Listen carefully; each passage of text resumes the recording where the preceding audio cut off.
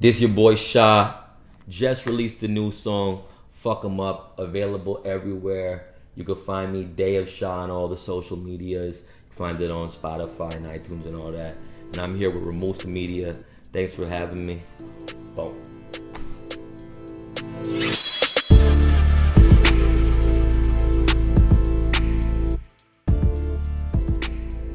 Today we're here with recording artist Shah. He has released a single last year named Just Text, which took off. It was premiered by Greg Street on V103. Shout out Greg Street. My first question, as we get into your career, is what is your earliest memory of music? That's a good question. Earliest memory of music, like, beyond happy birthdays and all that. That's a great question. I remember I was a little kid and then someone was talking about, I didn't realize it was Wu-Tang, but someone was talking about Old Dirty Bastard. I'm like, what's Old Dirty Bastard? That's a name. So that's, I guess, my first memory of music. And then around there, sort of like not knowing any of these details of Wu-Tang, who I guess were popping. It's like, oh shit, I guess I'm, a little kid, but I got to learn these details. That was the first, maybe Criss Cross, going all the way back in my brain, but that's pretty vague. Actually, it's pretty hazy. Yeah, maybe what's Old Dirty Bastard? Maybe that's my first memory of something related to music that I'm doing now. Do you have a musical family? No, not at all. The opposite. No, I don't have a musical family at all. No, my parents are from India, and I'm like a bit of every like culture and ethnicity on earth, but I'm brown at the end of the day. But there's no music going on in my everything. Had to figure it out. What was music like for you when you were in school? What do you remember listening to back then?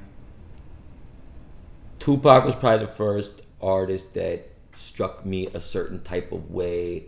Like I was saying, Wu-Tang and Nas was around the time that I became aware of music, and then some Kurt Cobain, Nirvana, that as well.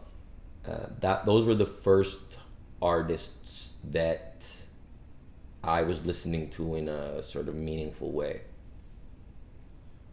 What was the point where you decided to embark on your own path as a recording artist? Was there something that triggered it, or was it a kind of gradual thing?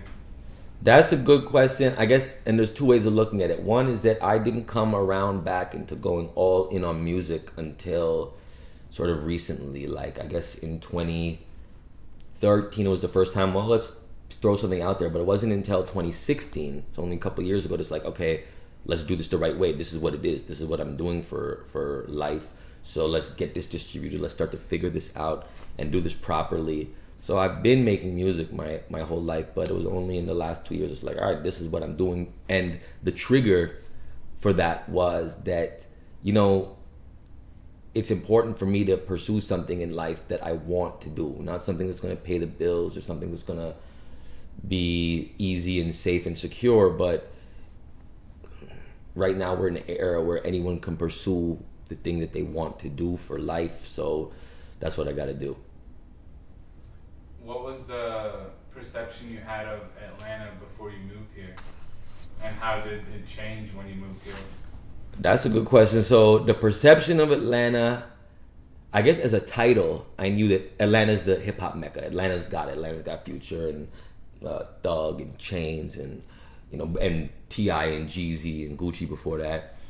But coming from Toronto and then getting to New York, sort of like how a lot of hustlers in Toronto, that's sort of their path.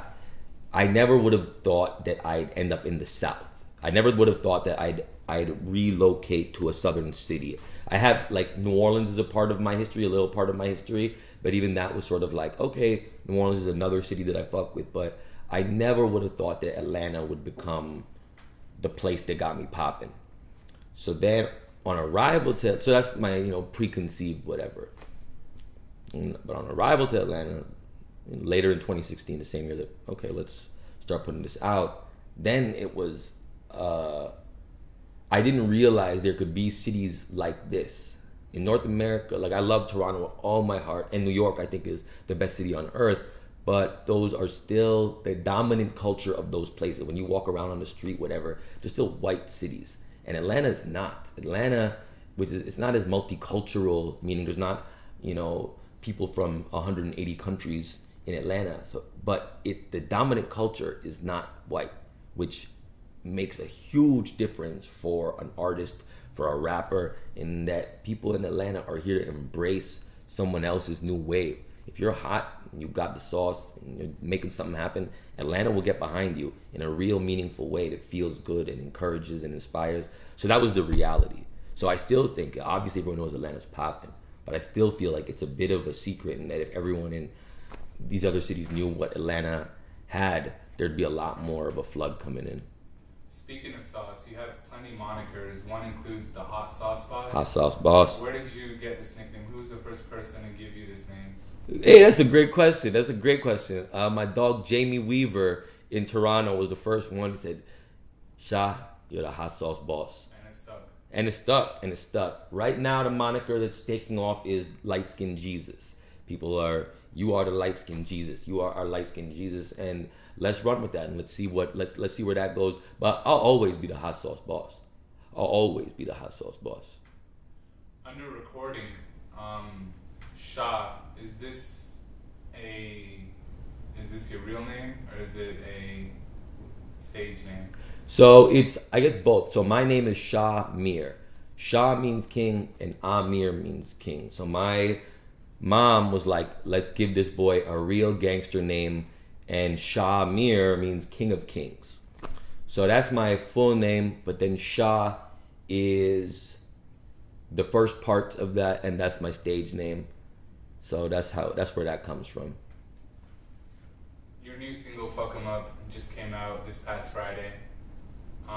What did you learn from Just Text that may or may not have been applied to this single? Hey, that's another great question. So this is a completely different strategy in that I almost don't even want to call it a single "Fuck 'Em Up," but basically one of Russ's DJs, Russ the white rapper, DJ Calvin the coordinator, who's sort of like, he's an Atlanta veteran, Atlanta OG. He gave me some advice, sort of based on what they did for Russ, I guess, which was just start putting out singles, just start putting out music consistently, regularly, and don't stress about the push.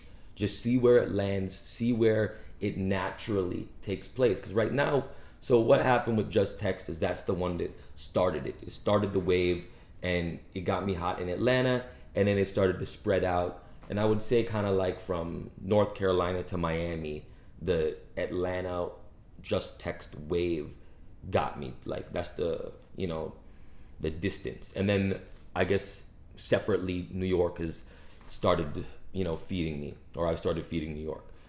But the rest of the country is still territory to expand in. And Just Text is still the joint that's doing the most out there. But then it was the realization kicking in that, you need to feed Atlanta. You need to feed the people that are fucking with you something. And that's when it's like, all right, well, we're holding on to all this dope music that's doper with every recording, because that Atlanta influence, especially the melody, is kicking in. So it's like, let's start putting it out. So that's the difference, and that's the difference between Just Text, which I would say is like a full single, put in that push, make sure we're doing, a radio run, make sure that the promo is there, the video's ready and all that, versus Fuck 'Em Up, which is sort of like, a preview of things to come, where let's just put it out. Let's just put it out, and then see what happens. What was the last thing that inspired you musically? I'm in the zone right now where I'm being inspired. I'm finding inspiration in all sorts of things on a daily basis. So that's, it makes it a lot easier. I guess one way to answer that question is, one thing that I've been doing more now is tapping into the less glamorous side of things, the vulnerabilities, the darkness, the things that, you know, it certain rappers talk about it. And I'm not talking about sad boy shit, which is maybe that's what one person would take away from what I just said, but more just the deeper sort of part of what I'm experiencing, and even finding inspiration in that, which is something that before was like, nah, I don't want to like relive this shit, or even I don't want to spend extra time thinking about any, you know, negative emotion, any suboptimal emotion. I'm able to sort of do that now. So that's a new inspiration for me. How much music are you sitting on right now that's unreleased?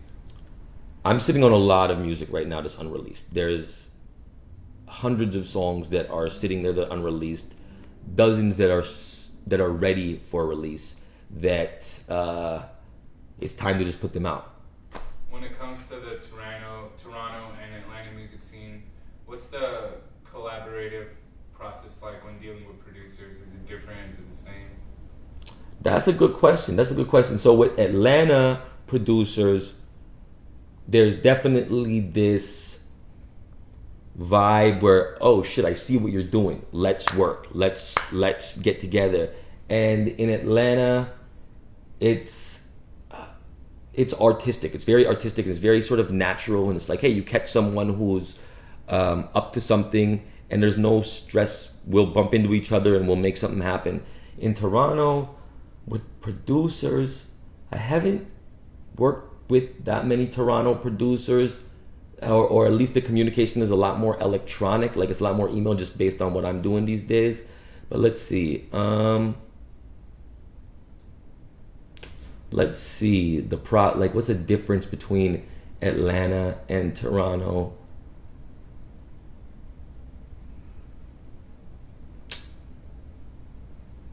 They're actually pretty similar processes, I guess. When you're cooking, the way that I like to cook is definitely with the producer, and we're making something together. And Toronto and Atlanta producers both got that strength. In other cities, producers might bank on just having their catalog and throw you a beat, and that can also work. But maybe one thing with Atlanta producers is that when you're from the city that started this entire wave, there's just this openness and acceptance to all sorts of new shit. Whereas in Toronto, it's definitely on the cutting edge and leading edge of it. But maybe that's where Atlanta producers got a little bit more like, all right, throw it in. Whatever weird shit you're trying to, whatever totally off the wall shit, let's throw it in there. But otherwise, they're pretty similar. Like the vibe and the process is pretty similar, at least in my experience. Producers and DJs have launched a lot of careers in Magic City. You have a relationship with Magic City. Just Text was played there? Yep.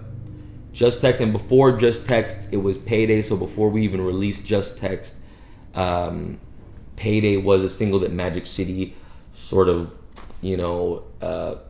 that's how the relationship started. Now, just how crazy is that for people who don't know, to have your music played in Magic City as a rapper from Atlanta? That's a really good way to put it, because in Atlanta, people understand what that means. And when people will ask me like, how did you get it popping so powerfully or so quickly, or what happened? And then I'll explain, well, Magic City was the first place. And it's like, oh, I get it. I completely understand. But like you just said, for someone outside of Atlanta or outside of this culture, they might not understand the influence and the power that Magic City's got, that the strip clubs have got, that the DJs have got, which is huge. So I guess it's sort of like the cosign from a giant artist. If Kanye were to cosign your shit, then it's going to, one, lead to more people hearing it, and two, lead to people being like, well, the shit must be good if Magic City's playing it, or if, the same way that if Kanye is saying the shit is good. So that's the impact for places that don't have a Magic City in their, in their state or their wherever. That's the impact, and it's tough to compare. Like I don't think there's an institution in Toronto that has that same impact where when they play the record, that's what this means. So there definitely are places in New York and Toronto where your first show being here, maybe SOBs in New York or Mod Club in Toronto, it's sort of like Tabernacle out here, or it's sort of like, all right, you're doing something. But Magic City is sort of a special thing, like in Atlanta, and and Atlanta's got more of those, but it's just a very powerful platform and a very meaningful cosign. What does Swamp Izzo mean to you? Swamp Izzo was the next big after Magic. So basically, went Magic City. I'm spending time at Magic City. It's a good vibe. Started with DJ Outlaw, DJ JR Ewing. Met Bodega Teasy, Sean Teasy. Met the other DJs at Magic City. That started to grow, and then Bodega Teasy linked me up with Swamp Izzo. Swamp Izzo is a DJ who's launched careers like he was involved with Gucci and Future and Young Thug, like lifestyles. I know Swamp with his hands really got that going. So for me, what that means is, okay, there's the path now to going all the way is now, in front of me. Like a lot of that sort of mystery or that the question mark is gone now. It's just a matter of putting in the work.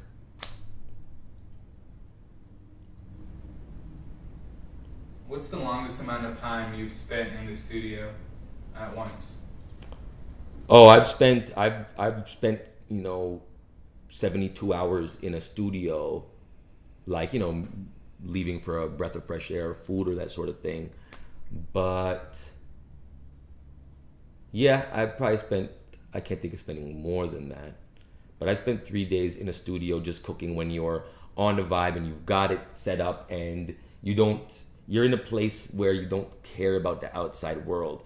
Because in my life now, with 3 days in the studio, you're missing other shit. There's things that I'm supposed to be doing that I'm not doing. But when you're in that zone, then I stay there. How long does it take you on average to finish a record? That's a tough one because sometimes it can flow and it can be on the spot and we can bang out, records all day. And then sometimes I'll be, it's not writer's block, but it's a issue that I think maybe some lyricists have where you're searching for perfection or you're always looking like what's a way I can squeeze in another punchline or another double entendre or say something that's gonna fuck people's whole heads up, versus being like, no, this shit is riding, this shit is dope, let's not overthink it, let's keep it moving. So it varies. So it can be on the spot and it can take 11 minutes, or it can be something that takes days or even longer. Like I have songs that I probably started in 2016 that I haven't completed now. So that's 2 years into making the song. So that varies, and that's one thing that Atlanta has also helped me with, like just being able to complete something with full confidence, know it's dope, and let's move on to the next. Are there any Indian American or Canadian people in entertainment that you think are doing it right or doing a good job, and that you may take something away from their path? Yeah, that's a big for me that's a big question. So in entertainment, the first brown guy I saw that got it popping in a way that was like, hey, like that's my dog, like nice work, was Russell Peters, the comedian.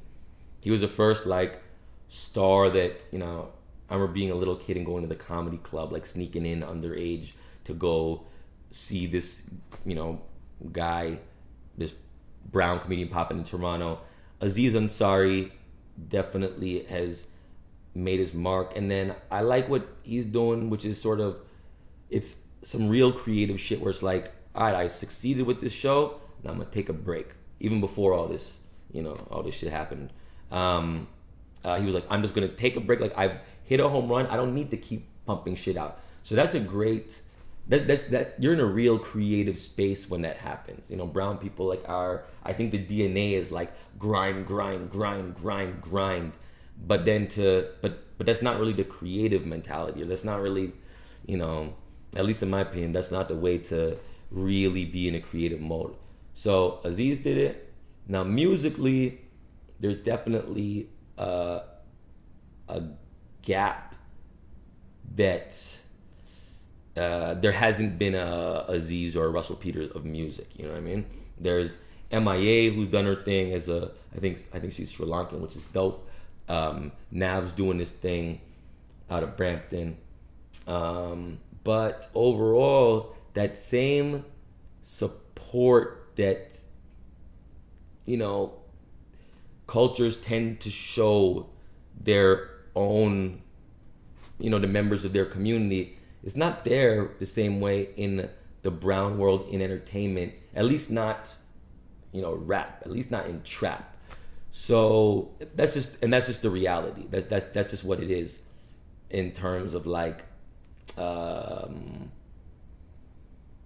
in terms of how do you sort of like deal with that? Because at the start of your career, the community that's around you is such a critical part of leveling up. And then when you don't have that in this world, it's like, it's something that doesn't feel great.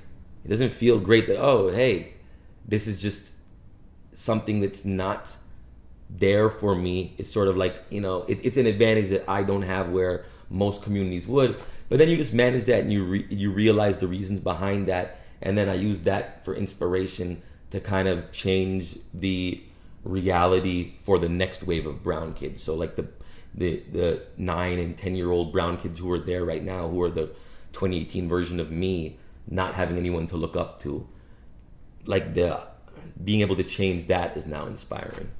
So that's the reality of me and brown entertainers and being a brown guy in entertainment. Visually, what is your style and thought process when it comes to releasing music videos? Are you heavily involved with the directing? Do you more do the starring? So with the videos, yeah, I am involved heavily in the idea stage of it and the directing. So I have my main cinematographer, Mafia Da Vinci, my video producer, Liz, who's in the building right now. They handle the big pieces in terms of, cinematography and production. The direction, I guess, is sort of like a team effort. So there's not someone who is the director. And I guess at the end of the day, that vision is something that I'm pulling along. And the music videos, especially Riding Shoddy, was something that may have been the first thing that had people in Atlanta, the first people in Atlanta who knew who I was. That may have been what woke them up to me. It was like, oh shit, this is music videos or there's something else. There's something else. And definitely what you can see in my videos, it's not cliche shit. So the shit looks dope. The shit, it's engaging, but it looks like something different. It's more artistic. It's more creative. It's something that I want to trigger people's senses, but also conceptually something that will follow my career. With each release, there'll be a video that is sort of like another chapter in the story that goes on. So visually, I do like to explore differently in different ways than like your normal rapper. Can we expect a music video soon? Yeah, we can. There'll always be music videos. So we're always creating music videos. Liz, who's with me in Atlanta, is my music video producer, and she's done an excellent job of always capturing content. So the content that we're capturing is there. One little piece of it is the edit in music videos is so critical. The music, because it's not a normal dialogue type of thing, that I'm still waiting for that groundbreaking, revolutionary editor to arrive. And we've worked with a lot of dope editors. We've worked with a lot of dope ones, but one piece that's missing that will let the music videos just come out prolifically is that editor. And in the meantime, we've got all sorts of epic footage that, you know, it's mind-blowing, but we just want to put it out in the most powerful way.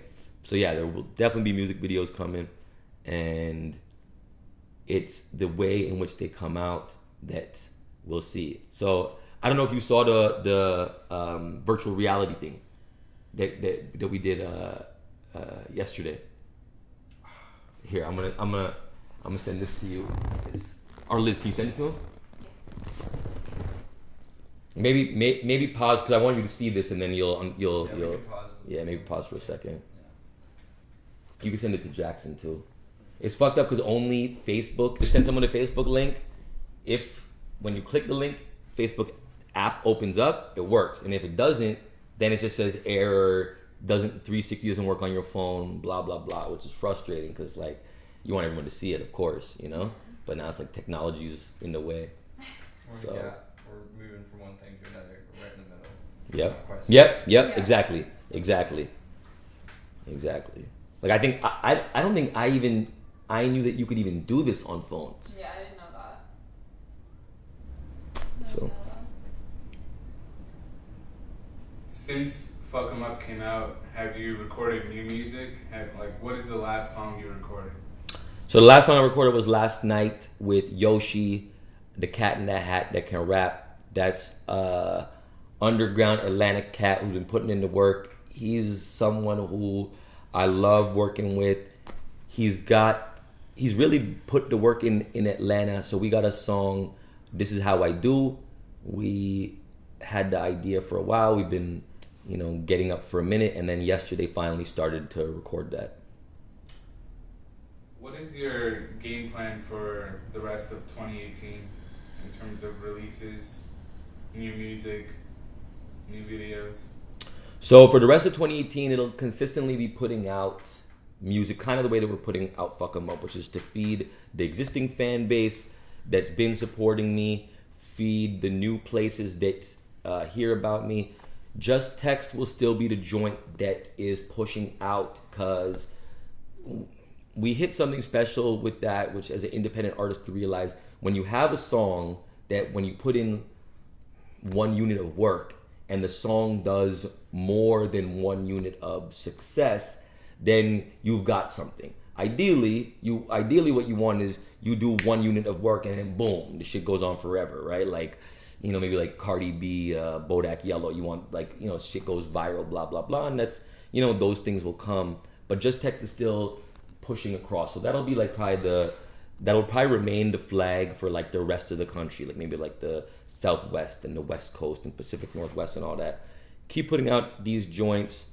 There's geographically, New York has got it popping, which meant a lot to me because after Toronto, New York was like my next home. So now I just did a little festival in New York a few weeks ago. I'm doing something in September. So starting to consolidate that, I guess, fan base in New York to try to sort of have a second home base, I guess. Have a second place that, like, on top of Atlanta where it's like, oh, Shah is good here. Shah's got his people here. There's people here who are supporting him. That's another thing that's, I guess, unfolding. For videos, we'll keep putting out visuals that will accompany the songs with each single. We'll put out something like what you just saw with the Fuck 'Em Up virtual reality joint. And then, as an independent artist, there is a part of it that is like you plan for all these things. So we know that, okay, I'm going to be in Atlanta for A3C, and I know that I'm going to be in Miami for Art Basel, and then, you know, your South by Southwest and these festivals. But then there's a big part of it also that it's either the part that like kind of makes you go crazy, or the part that makes you ultimately excited, which is the not knowing. not knowing every single step, because once it's constant or once someone else is pulling the strings, then there is this comfort in like, all right, every step is laid out, you're waking up at this time. But when you're in the mode of like, all right, on top of everything we're doing, we still need to grind as much as possible. We need to still grind as hard as possible to make as much shit happen. And then it's like being open to opportunities is critical. So then the part that is unknown is like the upside of what might happen is just something that I got to be open to. And then we'll see what happens on top of these, you know, these things that are all planned out for the rest of the year. Are you taking meetings with major labels? So when I first got to Atlanta, I took the meetings, and you know, I guess it felt nice to have some interest, right? But in the way the model of the industry right now is that at the beginning, whatever value you're getting is whatever value is being offered. Everyone knows that, like, you know, the advance or whatever the deal is sort of a loan, right? Everyone knows that shit. But it's that it's that those offers are not going to be substantial. So meaning I'm not getting, you know, a $6-7 million offer in front of me. So then it's sort of moot, because if it's not life-changing money, I'm not going to sign away something substantial. So right now I've sort of like embraced doing it independently all the way. And so yeah, so that's where things are right now. What's your most and least favorite thing about the music industry today? Today, the most and least favorite thing about the music industry today.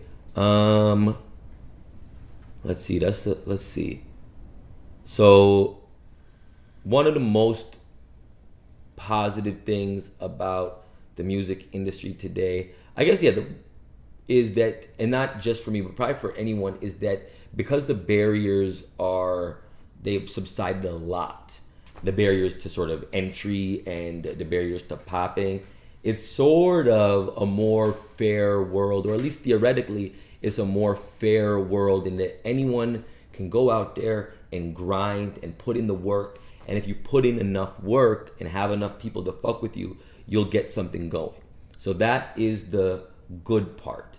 Like, I don't know if back in the day I could have just shown up to Atlanta or showed up to a new city and then worked my way to success and then continued to succeed in a way where it's like, hey, I could stay independent forever. It'll be harder work, but I could stay independent forever and I'll never need to sign. I don't think that could have happened in the past. The downside of that is that when the barrier to entry is so low, meaning anyone can be an artist, you can buy a mic and set up your shit and then you're making music and you put it on SoundCloud, and you know, is that then you have 1 million rappers, or maybe more than 1 million rappers. So then to real artists who are doing this for a living, then there's this, you know, there's this watered down effect in terms of what it means to be an artist or what it means to be a rapper.